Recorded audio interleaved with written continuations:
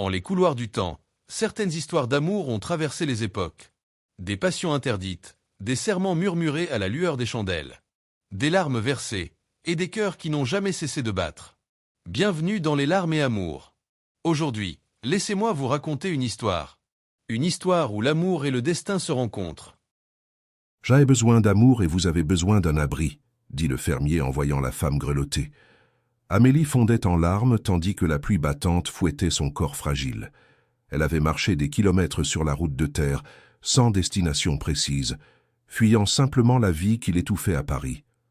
C'est alors qu'elle entendit le bruit d'un moteur s'approcher. Le camion s'arrêta juste à côté de l'arbre où elle s'abritait, et un homme en descendit, tenant une veste entre ses mains.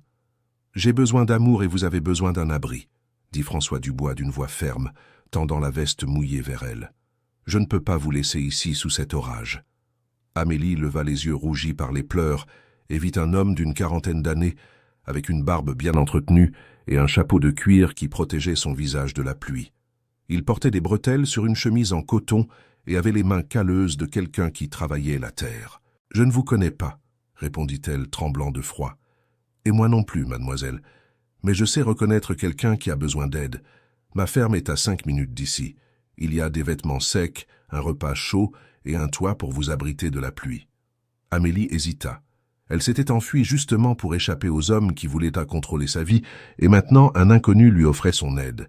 Mais le froid était trop intense, et elle sentait qu'elle ne tiendrait pas longtemps de plus là. « Pourquoi feriez-vous cela pour moi ?» demanda-t-elle, toujours méfiante. « Parce qu'il y a 3 ans, j'avais aussi besoin d'un abri, sauf que je n'ai trouvé personne pour me tendre la main, » répondit François, baissant le regard. « Peut-être qu'aujourd'hui, je peux agir différemment. » La sincérité dans sa voix la convainquit. Amélie accepta la veste et monta dans le camion. Pendant le court trajet jusqu'à la ferme, elle observa l'homme conduire en silence, remarquant une mélancolie dans ses yeux qui semblait s'accorder avec la pluie qui tombait dehors. La propriété était modeste, mais bien entretenue. Une maison en bois avec une large véranda, entourée de quelques têtes de bétail et d'un potager qui brillait sous les gouttes de pluie. François la conduisit à l'intérieur et alluma le poêle à bois. « Je vais chercher des vêtements de ma sœur. Elle a laissé quelques affaires ici quand elle a déménagé à Paris, » dit-il, disparaissant dans un couloir étroit. Amélie en profita pour observer la pièce simple. Il y avait des photographies au mur, mais elle remarqua que plusieurs étaient retournées. Une étagère avec peu de livres, un canapé usé et une guitare appuyée dans un coin attirèrent son attention. L'endroit avait l'odeur de la solitude, qu'elle connaissait si bien. François revint avec des vêtements féminins dans les mains et désigna une chambre au fond. « Vous pouvez vous changer là-bas. Je vais réchauffer un peu de soupe pendant ce temps. » Quand elle sortit de la chambre, vêtue d'une jupe ample et d'un chemisier en coton un peu trop grand, elle trouva François en train de remuer une casserole sur le poêle. Il avait enlevé son chapeau, révélant des cheveux bruns qui commençaient à grisonner aux tempes. « Faites comme chez vous, » dit-il, en servant la soupe dans un bol en terre. « Je n'ai pas souvent de visite, alors excusez-moi si je n'ai pas grand-chose à offrir. »« C'est parfait, » répondit Amélie, sentant la chaleur du repas réchauffer son corps. « Je m'appelle Amélie Laurent. François Dubois. Enchanté de vous rencontrer, même dans ces circonstances. » Ils mangèrent en silence quelques minutes, jusqu'à ce qu'Amélie ne puisse contenir sa curiosité. « Vous avez dit que vous aviez aussi besoin d'un abri il y a 3 ans. Que s'est-il passé ?» François cessa de manger et fixa son bol. « Ma femme m'a quitté. Elle a emmené notre fille et a disparu de ma vie du jour au lendemain. Je ne savais plus quoi faire, où aller, comment continuer. La différence, c'est que j'avais cet endroit pour me cacher du monde. Vous n'avez même pas ça. »« Comment savez-vous que je fuis ?» demanda Amélie, surprise par sa perspicacité. « Une femme ne marche pas seule sous la pluie, sans bagage, au milieu de nulle part, juste pour se promener, » répondit François avec un sourire triste. « En plus, tu as la même expression que moi quand tout s'est effondré dans ma vie. » Amélie sentit ses yeux se remplir de larmes à nouveau. Il y avait quelque chose dans la voix de cet homme qui lui donnait confiance. « J'ai fui un mariage arrangé par mes parents, » avoua-t-elle. « Un homme puissant de Lyon, propriétaire de plusieurs entreprises, qui veut me contrôler comme si j'étais sa propriété. Et tu ne veux pas l'épouser? Je le connais à peine. Nous ne nous sommes rencontrés que 2 fois, toujours avec mes parents à proximité. Il a presque 20 ans de plus que moi et planifie déjà toute notre vie sans même me demander mon avis. François hocha la tête, comprenant la situation. Tes parents doivent te chercher. Certainement. Et lui aussi. J'ai peur de rentrer chez moi, mais je ne sais pas où aller. Je n'ai pas d'argent, pas de travail. Je ne connais personne en dehors de Lyon. Cher auditeur, si vous aimez cette histoire, n'hésitez pas à laisser un like et surtout à vous abonner à la chaîne. Cela nous aide beaucoup à démarrer. Maintenant, continuons. Tu peux rester ici aussi longtemps que nécessaire, proposa François sans hésiter. Cette maison est trop grande pour une seule personne, et cela ferait du bien d'avoir de la compagnie après tant de temps seul. Amélie le regarda, surprise. Tu ne me connais même pas. Comment peux-tu me faire confiance ainsi? De la même manière que tu m'as fait confiance en acceptant mon aide. Parfois, il faut accorder sa foi aux gens. Cette nuit-là, Amélie se coucha dans la chambre d'amis avec un mélange de soulagement et d'appréhension. C'était la première fois depuis des mois qu'elle se sentait en sécurité, mais elle savait qu'elle ne pouvait pas fuir éternellement. Par la fenêtre, elle observa François sur la terrasse, jouant doucement de la guitare. La mélodie triste résonnait dans la ferme comme une plainte solitaire. Le lendemain matin, elle se réveilla avec l'odeur du café et du pain maison. François était dans la cuisine à préparer le petit déjeuner, vêtu de vêtements de travail. « Bonjour, tu as bien dormi ?» demanda-t-il en souriant. « Mieux que je ne l'espérais. Depuis combien de temps vis-tu seul ici ?»« 3 ans et 2 mois, répondit François sans hésiter, comme s'il comptait les jours. Ma femme Claire s'est lassée de la vie à la campagne. Elle disait vouloir de meilleures opportunités pour notre fille Léa à Paris. Un jour, elles ont simplement fait leurs valises et sont parties.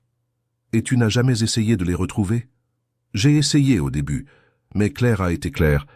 Elle ne voulait plus rien avoir à faire avec moi.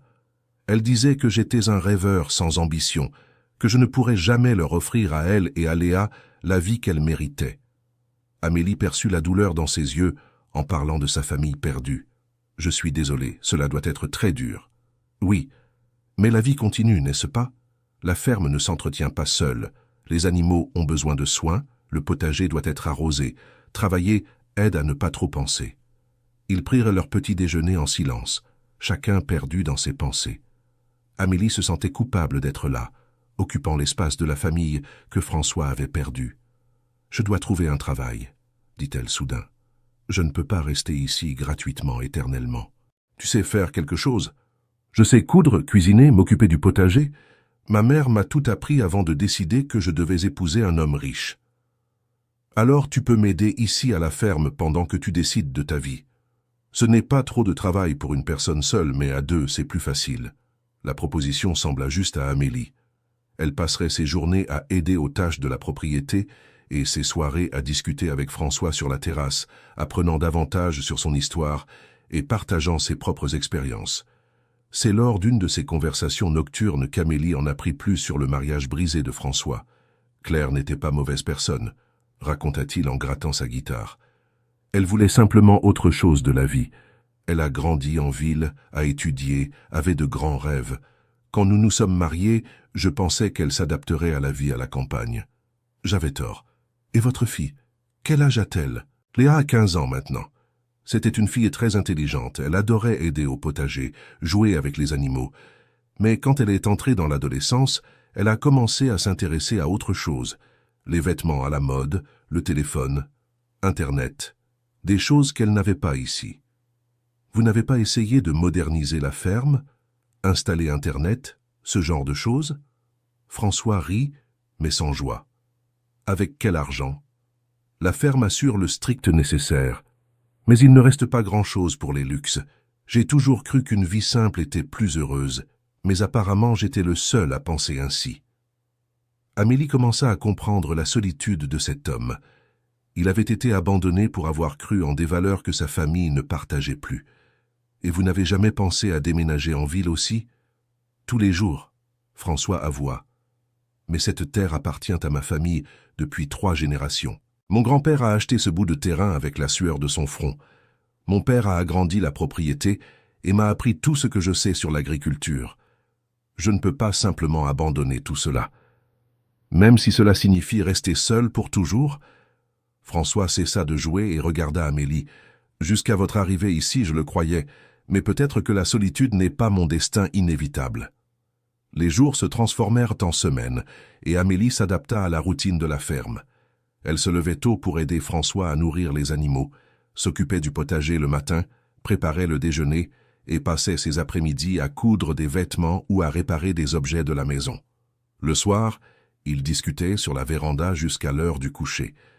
La vie simple et tranquille contrastait complètement avec l'agitation de Paris d'où elle avait fui. Pour la première fois depuis des années, Amélie se sentait utile et appréciée. François la remerciait toujours de son aide et montrait du respect pour ses opinions sur les affaires de la ferme. Ce fut durant la 3e semaine qu'arriva la première lettre. François était à Lyon pour acheter des provisions quand le facteur se présenta à la propriété.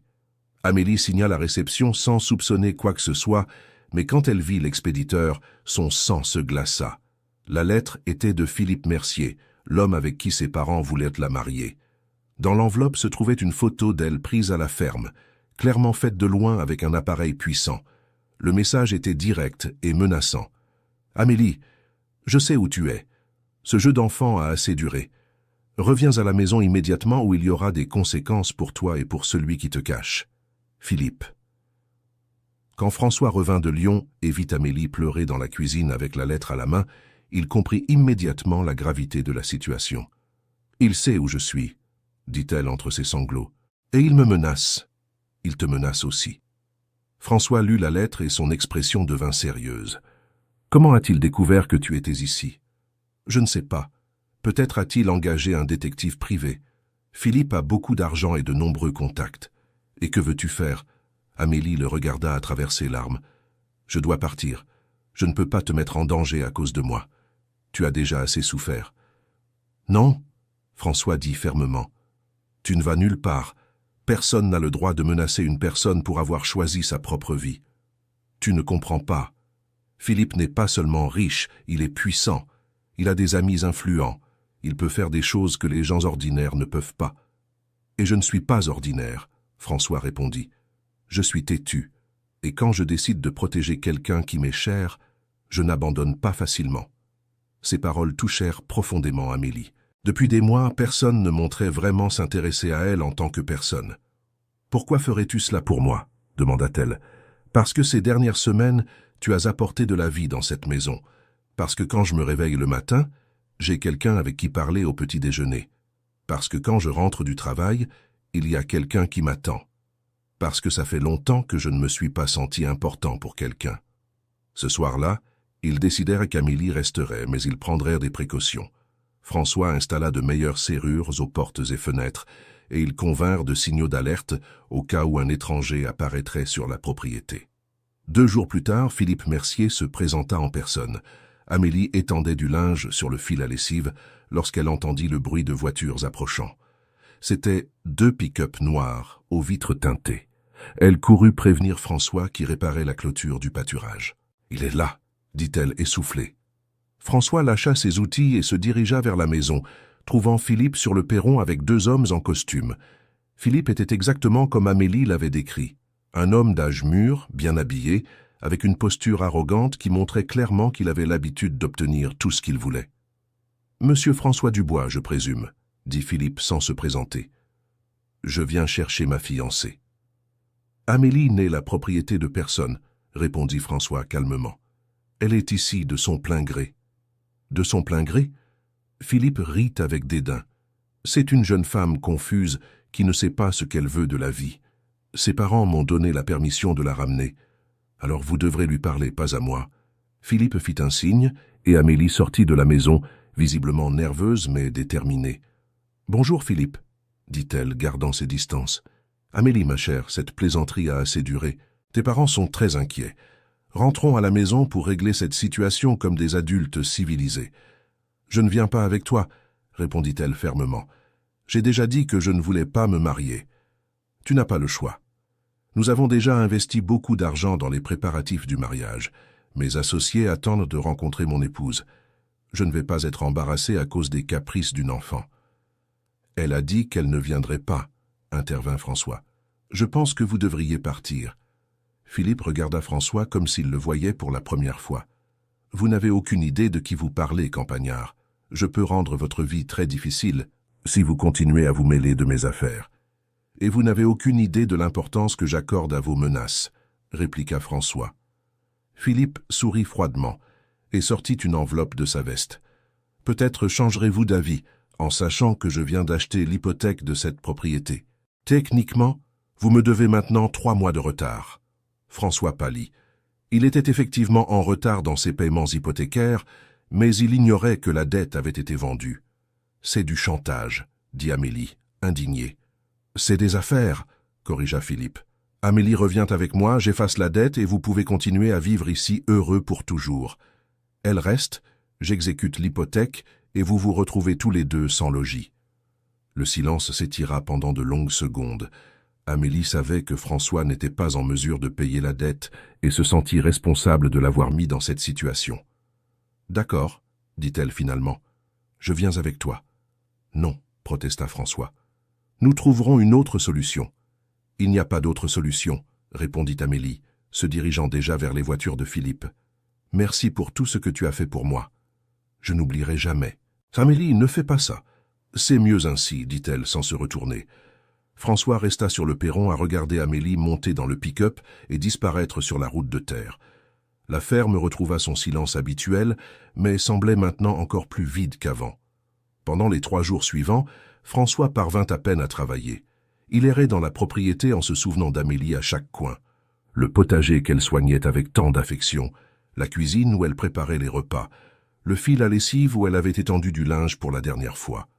Le 4e soir, il était sur le perron à jouer de la guitare lorsqu'il entendit un bruit de moteur approcher.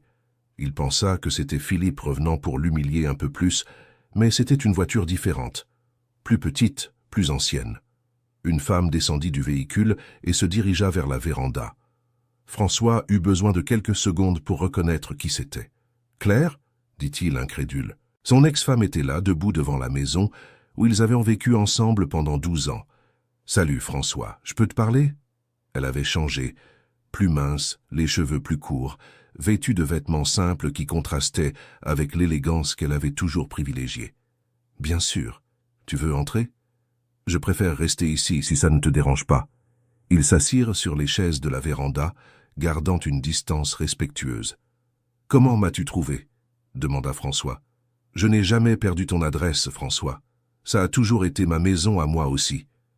Qu'est-ce que tu viens faire ici après 3 ans ?» Claire soupira profondément avant de répondre. « Je suis venu demander pardon. » François ne s'attendait pas à cette réponse. Il la regarda sans savoir quoi dire.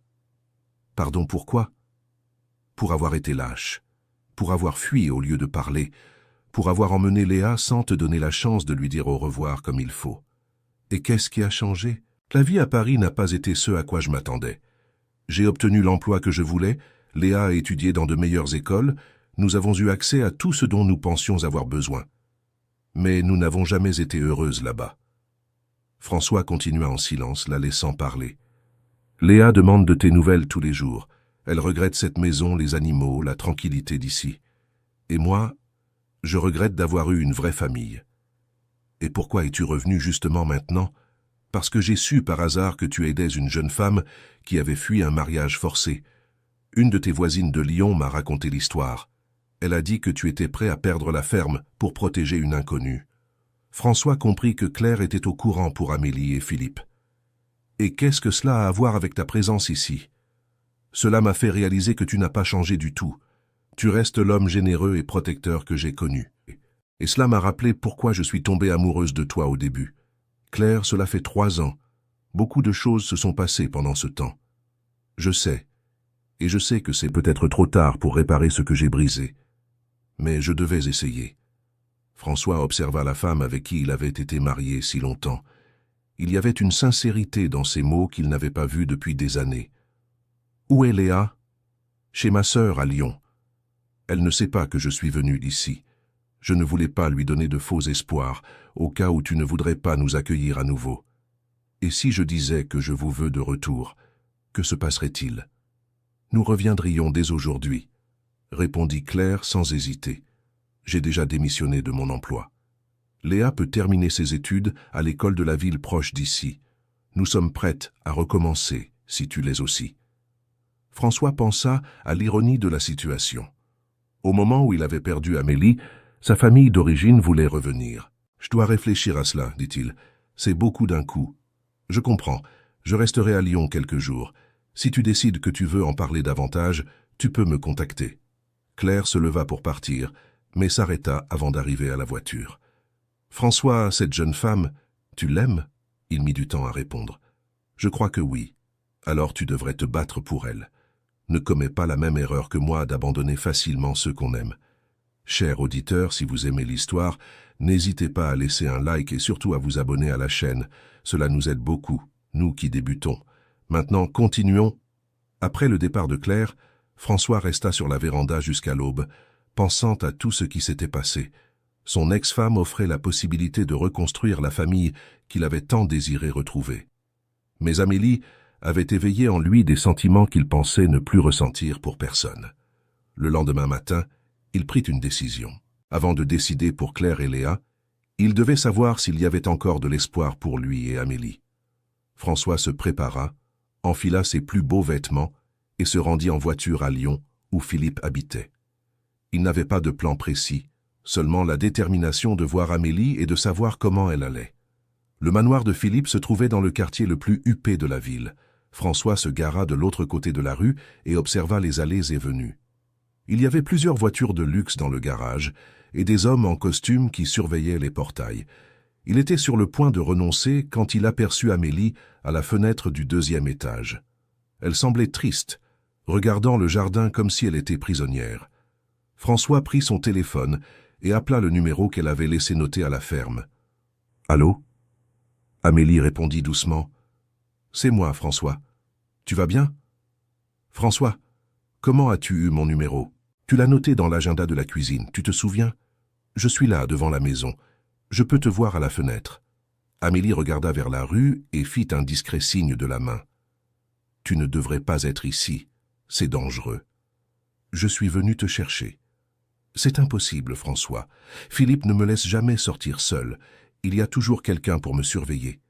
Alors je vais entrer et lui parler. » « Non, il est capable de tout. Il a déjà dit plusieurs fois que si quelqu'un essayait de me sortir d'ici, il le regretterait. » François sentit la frustration monter en lui. Amélie était à quelques mètres, mais semblait hors d'atteinte. « Je ne peux pas accepter que tu vives comme ça, comme une prisonnière. C'est temporaire. Après le mariage, les choses vont s'arranger. Tu crois vraiment à ça ?» Amélie mit du temps à répondre. « Il faut que j'y croie. C'est la seule façon de tenir. Et si je te disais que j'ai trouvé un moyen de rembourser l'hypothèque de la ferme, tu reviendrais. Comment ?» François n'avait pas de vraie réponse à cette question. Il avait menti dans l'espoir de redonner espoir à Amélie et à lui-même. « Je règle encore les détails, mais je peux y arriver. François, ne te fais pas d'illusions. Philippe a beaucoup de pouvoir. Même si tu payais l'hypothèque, il trouverait un autre moyen de nous nuire. Alors partons d'ici, pour une autre région, un autre endroit où il ne pourra pas nous trouver. Et abandonner ta ferme, ton histoire de famille, je ne peux pas te demander ça. » La conversation fut interrompue quand Amélie vit quelqu'un approcher de sa chambre. « Je dois raccrocher. Philippe monte. »« Amélie, attends. » Mais elle avait déjà coupé. François resta encore quelques minutes à observer la maison, mais ne revit plus Amélie à la fenêtre. Frustré, il reprit la route de la ferme en réfléchissant à d'autres solutions. En arrivant chez lui, il eut une surprise sur la véranda. Une jeune fille m'était assise sur les chaises, un sac à dos à ses pieds. Quand elle se retourna, François reconnut immédiatement ses yeux et son sourire. « Léa ?» dit-il incrédule. « Salut, papa. » La fille qui avait quitté la ferme à 12 ans était maintenant une adolescente de 15 ans, grande, avec les mêmes cheveux bruns que sa mère. François sentit ses yeux se remplir de larmes. « Comment es-tu arrivé ici ?»« J'ai pris le bus depuis Lyon jusqu'ici, puis j'ai marché. Maman m'a dit qu'elle était venue te parler hier. » Je n'ai pas pu attendre sa réponse. François la serra fort dans ses bras, comme si une partie de lui perdue depuis 3 ans était enfin revenue. « Tu m'as tellement manqué, ma fille. Moi aussi, papa, tous les jours. » Ils s'assirent sur la véranda, et François put constater à quel point Léa avait grandi. Elle gardait la simplicité qu'elle avait toujours eue, mais une nouvelle maturité se voyait dans ses gestes. « Raconte-moi comment était ta vie en ville. »« Difficile, » répondit Léa avec franchise. « L'école était bien, j'avais plus d'opportunités d'études, mais je ne me suis jamais senti chez moi là-bas. Les autres élèves étaient très différents de moi. Et maman était toujours stressée, travaillant trop pour payer les factures. Et toi, tu es heureuse là-bas? Non, jamais. Je voulais revenir ici dès le premier mois, mais maman disait que c'était juste une question d'adaptation. Sauf que 3 ans ont passé et je ne me suis jamais adapté. François comprit que Claire et Léa avaient toutes deux idéalisé la vie à Paris et la réalité avait été bien différente de leurs attentes. Votre mère m'a dit que vous vouliez revenir ici. Si vous le permettez, je sais que nous vous avons beaucoup blessé en partant. Je sais que peut-être vous ne voulez plus de famille après tout ce qui s'est passé. La sincérité de sa fille toucha profondément François. Léa avait toujours été une fille mature pour son âge, mais maintenant elle faisait preuve d'une compréhension émotionnelle qui impressionnait. Léa, vous êtes ma famille. Bien sûr que je vous veux de retour. J'essaie juste de comprendre si c'est vraiment ce que vous voulez ou si c'est juste une période difficile que vous traversez. Papa, j'ai appris une chose importante durant ces 3 années loin d'ici. La maison n'est pas l'endroit où l'on a le plus de choses. La maison est l'endroit où l'on se sent aimé et protégé. Et pour moi, la maison a toujours été ici, avec toi. François serra sa fille dans ses bras une nouvelle fois, décidant à cet instant de donner une seconde chance à sa famille. Alors allons chercher votre mère et recommençons. Vraiment? Demanda Léa, souriant pour la première fois depuis son arrivée. Vraiment? Mais ce sera différent cette fois. Nous parlerons davantage, nous prendrons les décisions ensemble comme une vraie famille. Et la dame qui habitait ici? Maman m'a dit que tu aidais quelqu'un. François soupira. Il n'avait pas parlé à Léa d'Amélie, mais il savait qu'il devrait expliquer la situation. Amélie est une personne très spéciale qui a besoin d'aide, mais sa situation est compliquée. Tu l'aimes bien? Demanda Léa directement. Pourquoi demandes-tu cela? Parce que quand tu parles d'elle, tes yeux brillent différemment, de la même manière qu'ils brillaient quand tu regardais maman avant que tout ne se complique entre vous. François ignorait que Léa avait perçu les problèmes dans leur mariage avant même qu'ils n'apparaissent. C'est compliqué, ma fille. Amélie a besoin de mettre de l'ordre dans sa vie, et ta mère vient juste de revenir en voulant reconstruire notre famille. Peut-être que les deux situations n'ont pas besoin d'être incompatibles, suggéra Léa. Peut-être pouvons-nous aider Amélie à résoudre ses problèmes et retrouver notre famille en même temps. La suggestion de sa fille fit réfléchir François à des possibilités qu'il n'avait pas envisagées auparavant. Cet après-midi-là, François et Léa se rendirent à Lyon chercher Claire. Les retrouvailles familiales furent émouvantes, mais non sans gêne. 3 ans de séparation avaient laissé des marques sur chacun d'eux. De retour à la ferme, tous les 3 parlèrent ouvertement des erreurs passées et des attentes pour l'avenir. Si cette vidéo t'a plu, dis-moi ton avis dans les commentaires, je lis tout. Et si tu veux voir la suite, abonne-toi et active la cloche. Les prochaines vidéos arrivent, et tu ne veux vraiment pas les rater.